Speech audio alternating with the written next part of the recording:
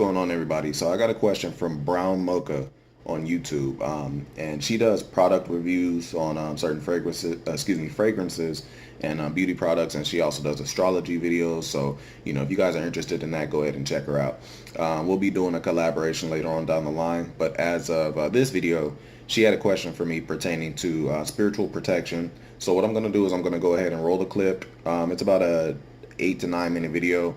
So you guys go ahead and sit back, as she does have a story to tell and a question for me.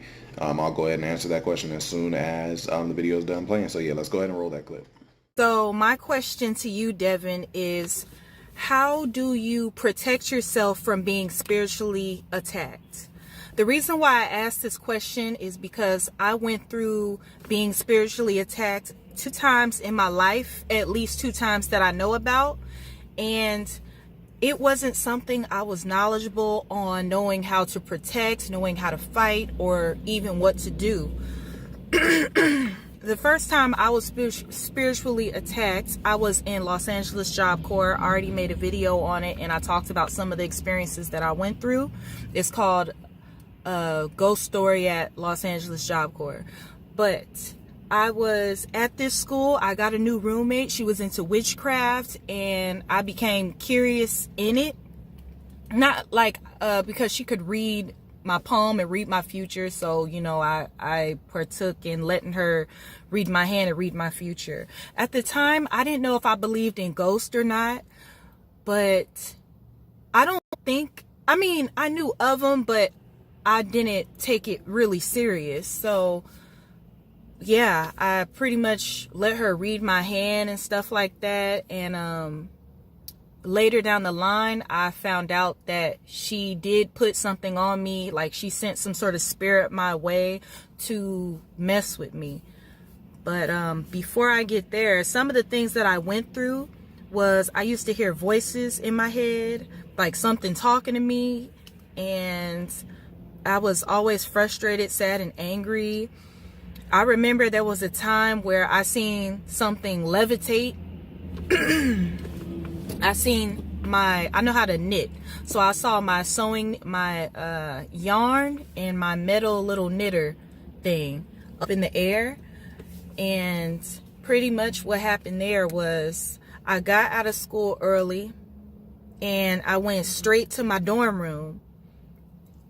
Just to put my backpack down, maybe even wait for some of my friends to get to their room so we can go down to dinner after they get out of school or whatever. And I remember I went to my room. I was the only person in my room. And I looked out of the window. I stayed downtown LA by the alley. That's a shopping center. And I remember looking at downtown LA, the buildings and everything. Then I was on the 11th floor. So I looked down and I saw my friend Destiny walking towards the alley to go shopping. After I saw that, I turned back around from the window and I saw my yarn ball and my sewing needle, my yarn needle that I knit with. I saw that in the air, in midair. And it went down, and I have a metal dresser, and it goes back into my dresser, and it even made like a sound, like the stick hit the metal dresser, and it made like a ding sound. So it's crazy. Like I still hear that. And when I saw that, I just looked, and I slowly walked out of the room because by this time, I've been getting advice from my mom on how do I fight this situation. And my mom or somebody like a friend, they told me to just act like you don't see them. Because the more you give them attention and act like you see them, that's when they start messing with you even more. So by that time, I was taking that advice. But once I got in that hallway, once I got out of that room and I was walking down the hallway, I was like, oh my God. Oh. I remember I went down to the dinner cafeteria and I had like a group of people at my table because I was so shook at what just happened. I was like, I swear to God, y'all, I just seen something float in the air and my knit needle and da da da. So I went on to tell that story and some people believed me, So yeah, that situation has really made an impact in my life. Ever since I went through what I went through with that girl, I do believe in ghosts now. I know that stuff is real. And yeah, it just followed me for a long time. I felt like something was always with me. I was always looking over my shoulder. I remember there was a time I was crying and my tears were, I don't even have issues about paying my bills, about getting my hair done, about getting clothes. I'm scared to close my eyes. Every time I go to sleep, I have nightmares. When I look over my shoulder, I'm always looking over my shoulder. I'm paranoid. I'm stressed out. I'm worried. I remember that was what I went through with that girl. And,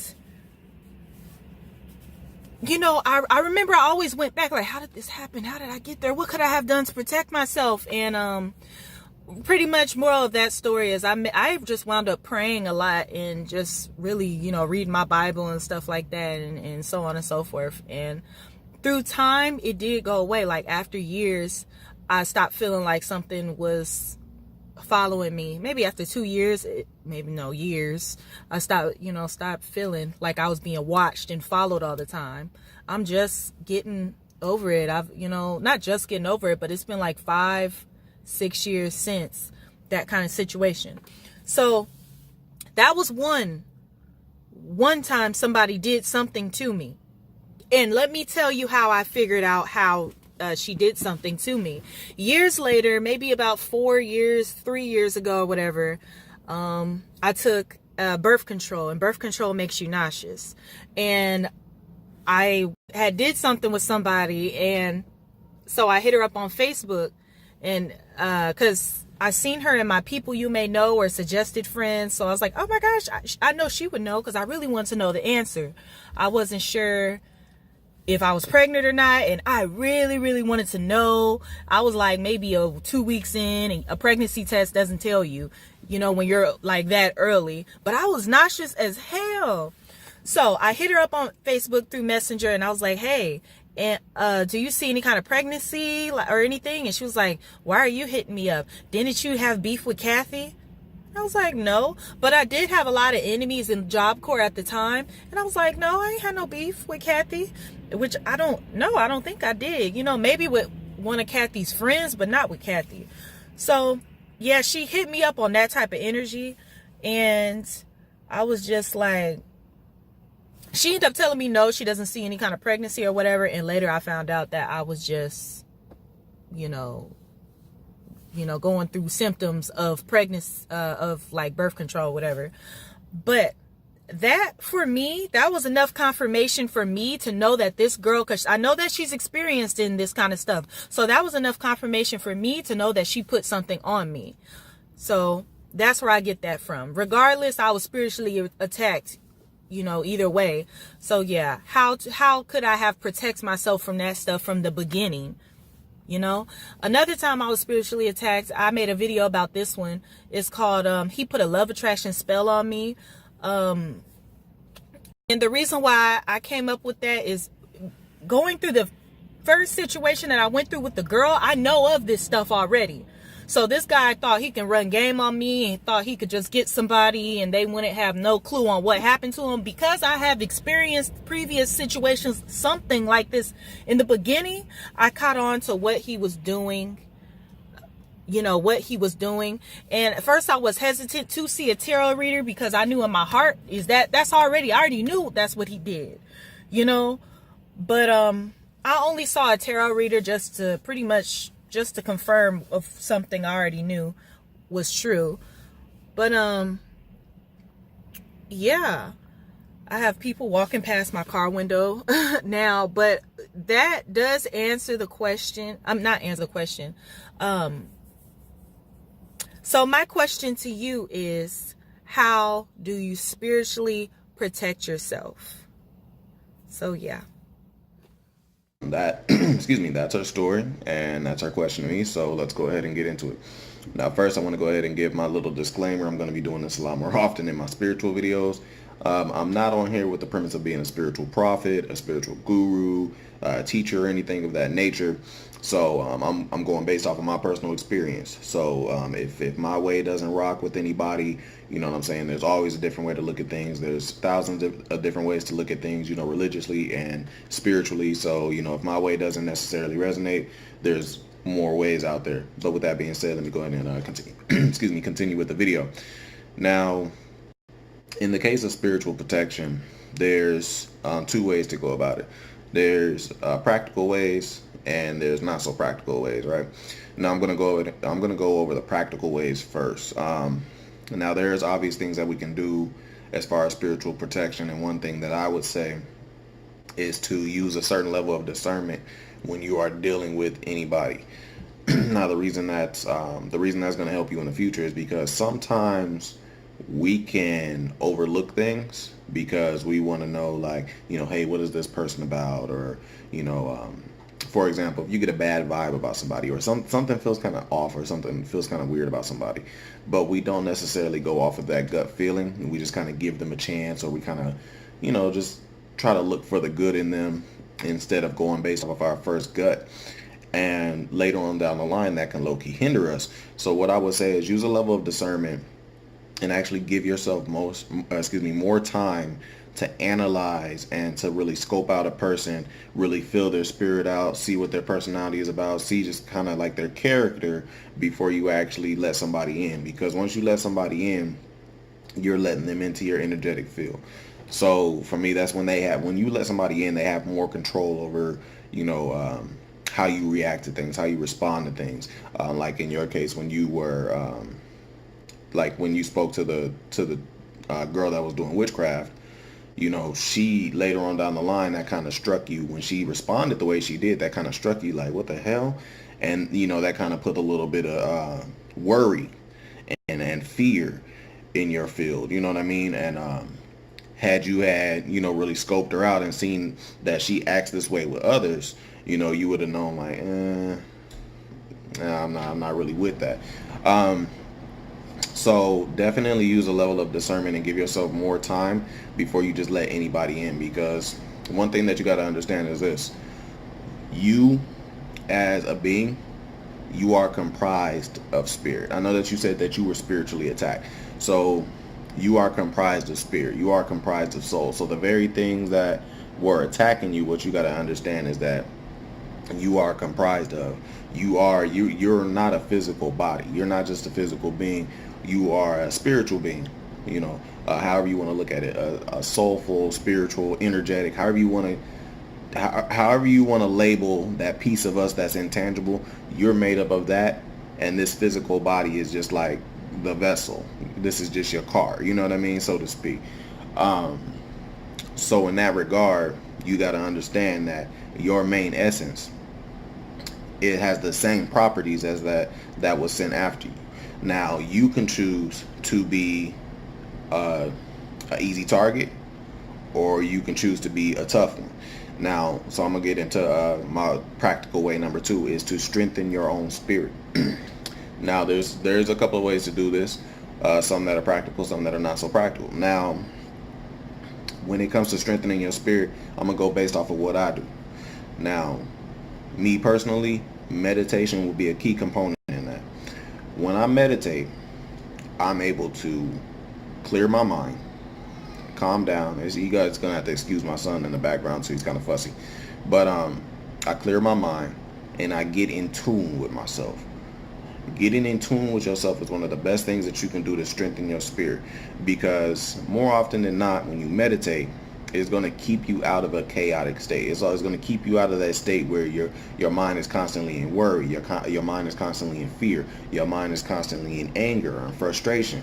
So meditation actually helps me level myself as a whole. It's not just the physical aspect. It helps me level myself mentally, spiritually, and physically. You know what I mean? And emotionally. Because meditation has a lot of different benefits as far as just biologically, but spiritually, it helps me get in tune. It helps me quiet everything. And it actually helps me, like I said, just sit back and be able to get into deeper levels of myself that don't pertain to just the physical. So meditation would be one of the ways that I would use to definitely strengthen the spirit. Once you get into that meditative state, what a lot of people do is they like to get into manifestation, or they like to get into prayer. Now, you can pray depending on depending on your religion, how you what kind of religion you're subscribed to. You can go about it different ways. What I like to do, I still like to use prayer, even though I don't go with the general conceptualization of God. I still would like to sit back and pray, because I understand that there's a Most High. There's no way that there's no God, force, or source, or Most High, or divine. There's no way. So when I'm in that meditative state, what I like to do is I like to pray from there, because my philosophy is, if I'm in tune, you know what I'm saying? If I'm trying to dial in to somebody, let's say I'm trying to reach somebody particularly, I have to put in a certain number, I have to put in a certain code or name, or a name tag, or whatever online. I have to get in tune with where that person is, right? So if I'm thinking about it from a metaphysical sense, if I'm trying to get in tune with the Most High, it's in my belief, the Most High is not in tune with fear. The Most High is not in tune with disharmony. The Most High is not in tune with chaos. So when your mind is in that state, for me, it's going to be harder to get in tune and to pray and to ask for guidance if I'm tuned in to a negative frequency. So what I'm going to do is I'm going to put myself in a positive frequency. I'm going to calm down. I'm going to clear my mind, and I'm going to be receptive to a message before I pray. It's like when you go and ask for advice while you're crying and screaming, and your mind is not right, and you're asking people for advice, and they're trying to help you, but you're not really hearing it. You just want to let out all that emotion.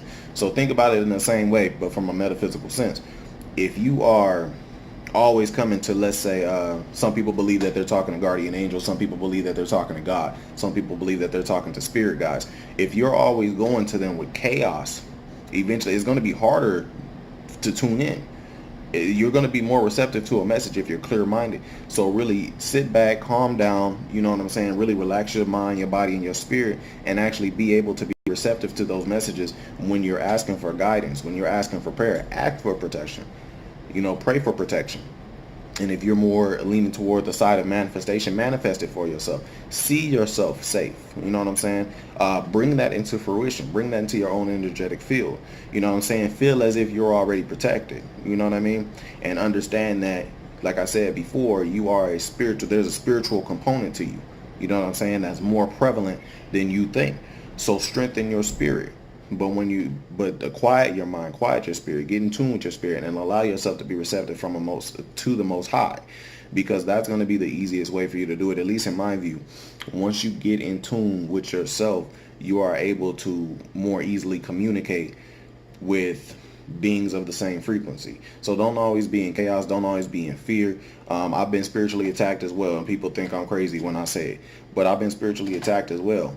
How I got out of that situation, because mine was an actual attack. Like, I felt like the spirit itself was attacking me, was on me, was trying to leech my energy.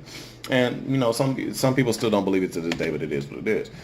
But the best thing that I did for myself in that moment was to not be scared, was to come, because at first I was scared. At first I was losing my shit. The first thing that I did was I panicked, and then I was like, well, hold up. And I sat back and I thought, and I was like, I've been doing all this spiritual work for too long. I've been working on myself for too long. And it all happened within a split second, where I kind of got this clarity, like, the only way that I can let this affect me is if I actually let it affect me. You know what I mean? If I actually let it happen. So I sat back and I got back in tune, and I really calmed down. And I changed that fear frequency that I was feeling, because my heart was thumping and everything. I felt that fear frequency, and I transmuted it and turned it into some bravery, turned it into some courage, and was like, whatever this is, whatever you are, you're not about to invade my space. Spirit's too strong. My spirit's too strong for you to do that. And then at that very moment, it was gone. It was a situation where it just ended. So, that's when you sit back and you get in tune. That's another way. When you get into that meditative state, pray, ask for it. You know what I'm saying? Another thing that you could do is certain rituals. You could different cultures do it different ways. One thing that I have not necessarily tried, but I have read up on, and it makes sense to me, is people would do visualizations. They would, and this is another way for them to get in tune. You can do this in meditation as well. Visualization. So they would see themselves or imagine themselves like an energetic version of themselves, and imagine that there's a barrier, you know what I'm saying, between them and the rest of the world. So you're like shielding yourself. The main concept of this is like spiritually you're manifesting protection from yourself from other spirits. That's not necessarily a ritual that I do, but it makes sense to me. You know what I'm saying? Create a barrier around yourself. You know what I'm saying? Give yourself positive energy, but surround yourself with a positive aura. You know what I'm saying? Because if you're receptive, you know what I'm saying? If you don't have a barrier around yourself, you're just like going out into the cold without a jacket. You're going to be more susceptible to getting sick. So from an energetic or spiritual point of view, definitely, sometimes just take about 5 to 10 minutes. I would say maybe a little more, and start meditating and start visualizing for yourself, and start seeing yourself as somebody who's already protected. See yourself as somebody that has a certain aura around you that repels negativity. You know what I'm saying? Like really get into your mind and really visualize these things, and watch how it changes for you. A lot of people say, this way of thinking is like that of a cult, or is against God, or that is witchcraft itself. And to be honest with you, I mean, this is coming from people who believe in similar things from a different context, but just because it's in a certain book. So, you know what I'm saying? Believe what you want to believe, but these are my ways, and I hope that they were able to shine a little bit of light for you. And if not, there's multiple different ways to protect yourself, but these are just some of the ways that I have experienced, and these are just some of the ways that I have come across along my journey. But yeah, that's pretty much it. So I hope that as far as what happened to you, I hope that you're definitely able to navigate a little better after watching this, and after applying certain things to yourself. But yeah, give it a shot. Give it a shot. That's the only thing that you can do in this life, is give it a shot. And if it works for you, it works for you, and I hope it does, because I know how it feels to be spiritually targeted, and how awkward it can feel. You know what I'm saying? We're so used to going day to day in our physical bodies and not really paying attention to, what's really going on the inside, that once things start to happen, it could be a hell of a trip. So, I hope that this is able to help you out. I hope that it did. And, let me know. Let me know in the comments below. And if you guys, if you guys have any ways that have helped you, or if you guys have any experience with these situations, with similar situations like hers, go ahead and drop it in the comments below, and then let us know how you were able to overcome that situation, how you were able to protect yourself spiritually, or how you were able to find solace with some type of way of protection that actually kept that negativity away from you, at least on a spiritual level. It would definitely help a lot to get different perspectives. So if you guys like this video, go ahead and drop the like. It does help the channel a lot. I do appreciate that. Like I said, drop a comment, but that's my time for now, y'all. Hope that helped.